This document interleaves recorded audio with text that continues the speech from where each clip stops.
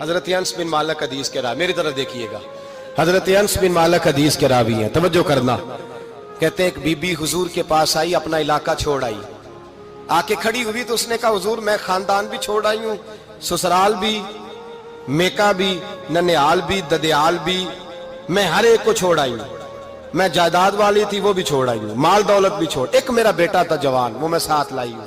سونیا یہ آپ کی نوکری کرے گا اور میں حضرت فاطمہ کی ڈیوٹی کروں گی، میں حضرت عائشہ کے برتن دھویا کروں گی، میں بھی نوکری کروں گی، حاضر ہے۔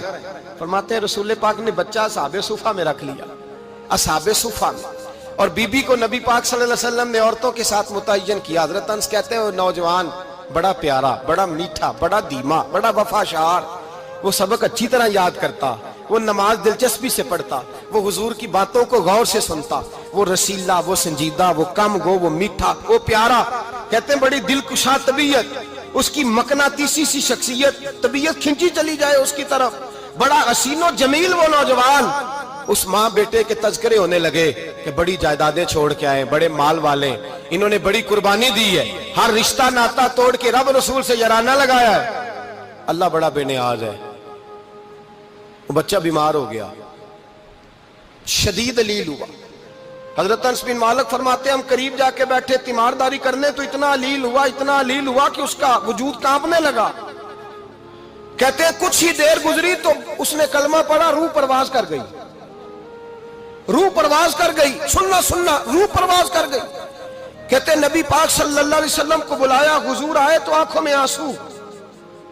نبی پاک صلی اللہ علیہ وسلم نے سر پہ ہاتھ پھیرا اور پہلے حضور نے جملے ارشاد فرمایا تم غسل دو، کفن دو، میں خود اس کا جنازہ پڑھاؤں گا۔ پھر حضور نے فرمایا نہیں، اسے غسل نہیں دینا، ارادہ بدل گیا ہے، پروگرام تبدیل ہو گیا، اسے غسل نہیں دینا، کفن نہیں دینا۔ حضور کیا کرے؟ فرمایا اس کی اماں کو جا کے بتاؤ۔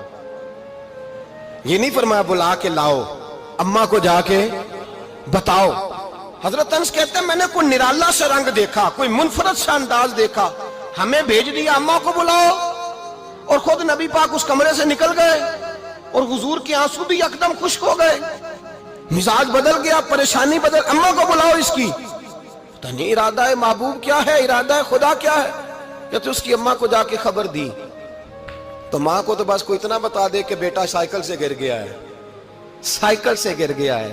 اماں ساری رات سوتی نہیں۔ ایک شاعر نے کہا تھا ایک مدت ہوئی میری ماں نہیں سوئی، میں نے ایک رات کہا تھا مجھے ڈر لگتا ہے، ایک رات کہا تھا مجھے ڈر لگتا ہے۔ یہ اپنے اپنے رنگ ہوتے ہیں، اپنا اپنا انداز ہوتا ہے۔ رمضان شریف کا مہینہ آتا تو میری اماں جی کہاں گری کا تیل منگاتی، چیزیں منگاتی، اور پھر زبردستی میں منع کرتا کہ اماں جی نہیں یہ آپ کیا کر رہی ہیں، میں تو تیل ویسے بھی ذرا کم استعمال کرتا ہوں، تو رگڑ رگڑ کے، اور نہیں کتابیں بڑی موٹی ہیں، فلاں چیز بڑی موٹی، اس کا رنگ تھوڑا نرالا ہے۔ اور یہ جو ماں کا رنگ ہے نا، اس جیسا رنگ دوسرا ملتا بھی کوئی نہیں دنیا میں۔ یہ اپنی مثال آپ ہی ہے۔ اماں کو کہا تیرا بیٹا، اماں ذرا دوڑی، گری، پھر اٹھی، پھر گری، پھر اٹھی، پھر گری، روتی ہوئی آئی۔ کہتے ہیں پیچھے وہ روئی، لیکن جب بیٹے کی میت کے قریب آئی تو اب نہیں روئی۔ کہتے ہیں ہمارے چہروں پہ نظر دے ڈالی اور کہنے لگی تمہارا کلاس فیلو فوت ہو گیا ہے، واقعی چلا گیا ہے؟ کہاں پردہ کر، واقعی کہاں؟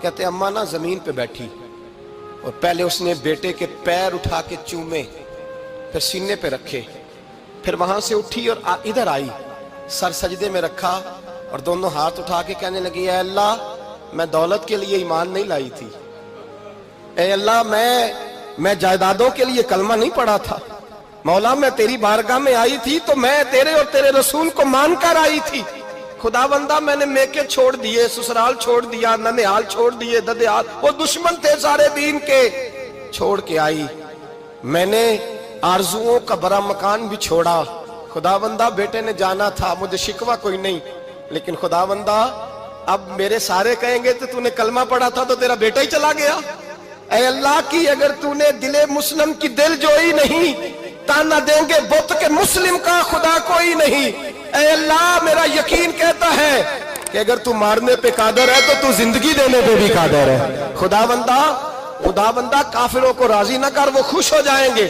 وہ مجھ پہ تانے کسیں گے، پھپتیاں کسیں گے، اے عرش کے مالک رحمت کا دروازہ کھول، میں تیرے نبی کی بارگاہ ناز میں رہتی ہوں، نظر فرما حضرت انس بن مالک فرماتے ہیں ایمان، یقین اور استقامت کے ساتھ اس بوڑھے نے جب دعا مانگی تو ہم نے مسجد نبوی کے صحن میں عجیب نظارہ دیکھا. ایک ماں نے دعا مانگی تو بیٹا اٹھ کے بیٹھ گیا. کہتے ہیں بیٹا اٹھ کے بیٹھ گیا، کلمہ پڑھ تو وہ اٹھ کے بیٹھا، ماں نے سینے سے لگایا اور ماں اور بیٹا نعرے لگانے لگے، لوگوں سنو، قرآن بھی سچا، اسلام بھی سچا، اللہ بھی سچا، یہ مسجد نبی سچوں کا گھر، اور سب سے بڑھ کے اللہ کا رسول سچا.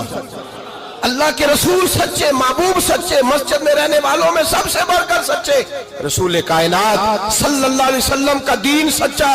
فرماتے ہیں رسول پاک کو خبر دی تو محبوب نے مسکرا کے فرمایا میرے رب کی طاقتیں بڑی زیادہ ہیں. ان اللہ علی کل شیء قدیر، اللہ کی طاقت بڑی ہے. ایمان تھا، یقین، استقامت، بچہ اٹھ کے بیٹھ گیا. حضرت انس کہتے ہیں وہ حضور کے زمانے میں بھی حیات رہا، وصال ظاہری کے بعد حضرت ابو بکر کے زمانے میں بھی موجود رہا، عمر کے زمانے میں بھی موجود، حضرت عثمان کے زمانے میں. اس کی ماں کا انتقال ہوا، اس نے اماں کو دفن کیا، اور ماں کے بڑے عرصے کے بعد اس نے پردہ کیا. جب ہم اس کی طرف دیکھتے تھے نا، دیکھتے اس کی طرف تھے، پر ہمیں اس کی اماں کا ایمان یاد آ جاتا تھا، ہمیں یقین. او بھائی، کبھی تو نے رب کریم کی بارگاہ میں سر سجدے میں رکھ کے مانگا ہی نہیں، تو کبھی آیا ہی نہیں، ورنہ اس کے دروازے سے کوئی خالی جا سکتا؟ سوال ہی نہیں پیدا ہوتا کوئی خالی جائے. کوئی جاتا ہی نہیں، وہ بھیجتا ہی نہیں، اس کا انداز ہی نہیں، اس کا یہ کریمانہ انداز ہی نہیں، وہ بھیجتا ہی نہیں، وہ تو نواز دیتا ہے. ایمان، یقین، استقامت اپنائیے، اوڑھیے اپنی زندگی میں، اللہ تبارک و تعالیٰ کے ساتھ جڑیے. یہ دنیا داروں کے ساتھ ہم تعلق جوڑ کے رکھتے ہیں، کبھی ایس ایم ایس، کبھی ٹیلی فون، کبھی عید پہ مبارکباد، کبھی فلان جگہ. دنیا داروں سے جوڑ کے رہتے ہو، خدا سے جوڑ کے رہو. کبھی فجر میں جڑ جاؤ، کبھی زور میں جڑ جاؤ، کبھی تلاوت میں جڑ جاؤ، کبھی درود و سلام کی وجہ سے رب کریم کے ساتھ تعلق بناؤ، کبھی رمضان میں، کبھی ایمان میں، کبھی حج میں، کبھی عمرے میں، کبھی کسی غریب کی مدد میں، کبھی کسی لاچار کی مدد میں، کبھی بے کس کی مدد میں، کبھی مجبور کی مدد. جڑ جاؤ اللہ تبارک و تعالیٰ کے ساتھ. مضبوط ایمان، مضبوط قوت پیدا کرو، توانائیاں حاصل کرو، اپنے اندر خوبی پیدا کرو. میرے بھائی یاد رکھیں، ایمان مضبوط ہوتا ہے تو اللہ عرش سے مدد نازل فرماتا ہے، اور جب ایمان کمزور ہوتا ہے تو جو مدد پاس ہوتی ہے وہ بھی چھن جاتی ہے.